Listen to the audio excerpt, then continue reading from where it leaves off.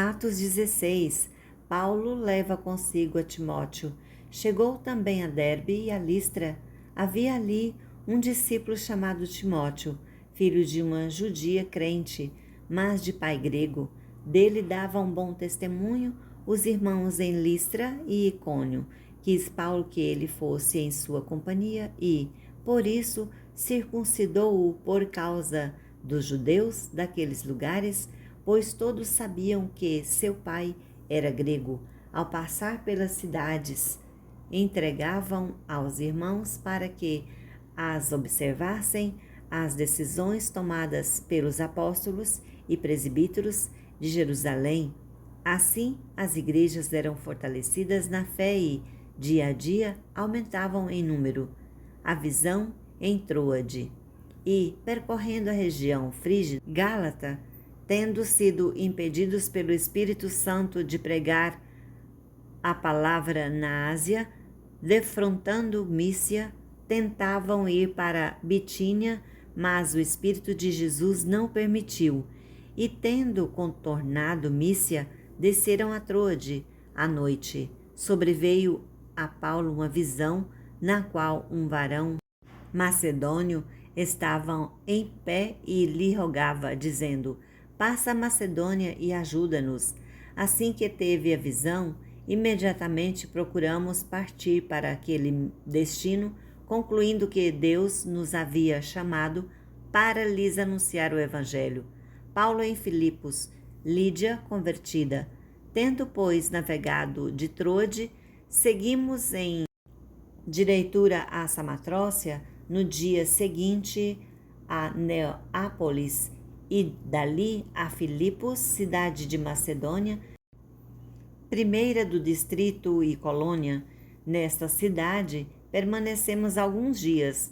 No sábado saímos da cidade para junto do rio, onde nos pareceu haver um lugar de oração e, assentando-nos, falamos às mulheres que para ali tinham concorrido.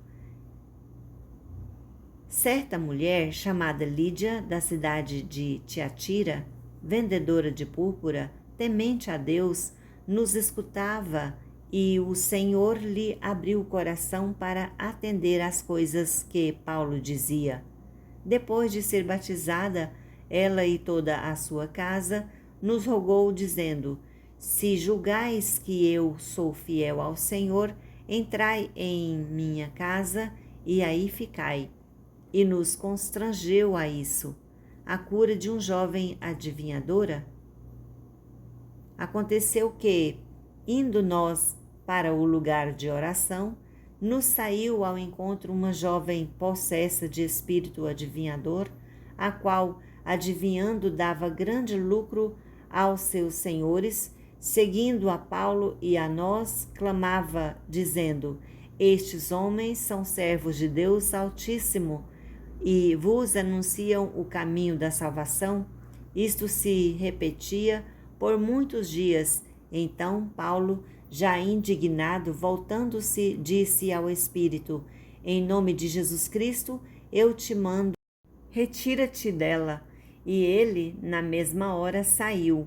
Paulo e Silas, açoitados e presos, vendo seus senhores que se lhes desfizera a esperança do lucro, agarrando em Paulo e Silas, os arrastaram para a praça, à presença das autoridades, e, levando-os ao pretores, disseram: estes homens, sendo judeus, perturbam a nossa cidade, propagando costumes que não podemos receber nem praticar, porque somos romanos.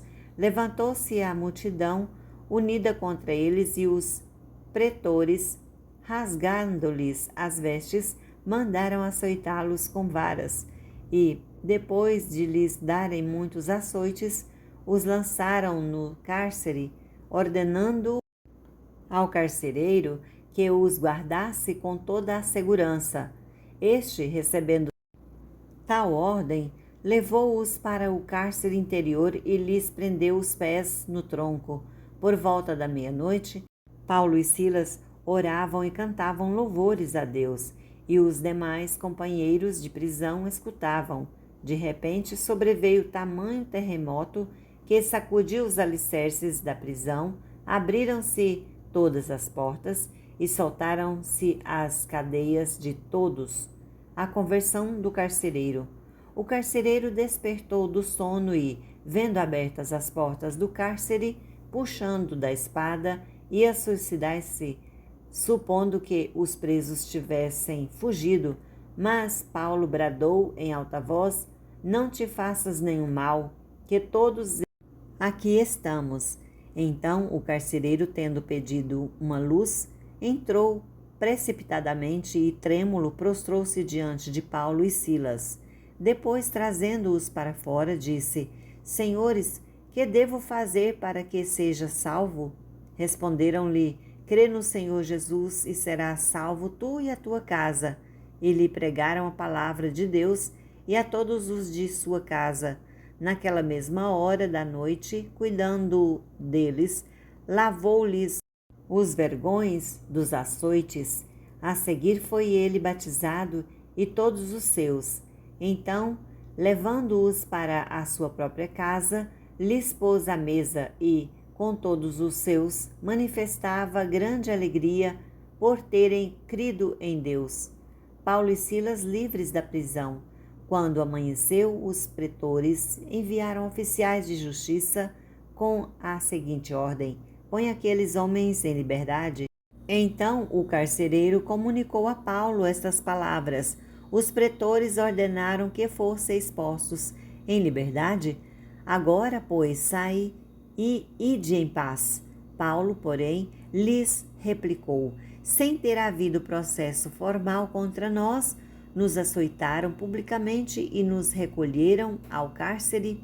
Sendo nós cidadãos romanos, querem agora às ocultas lançar-nos fora? Não será assim.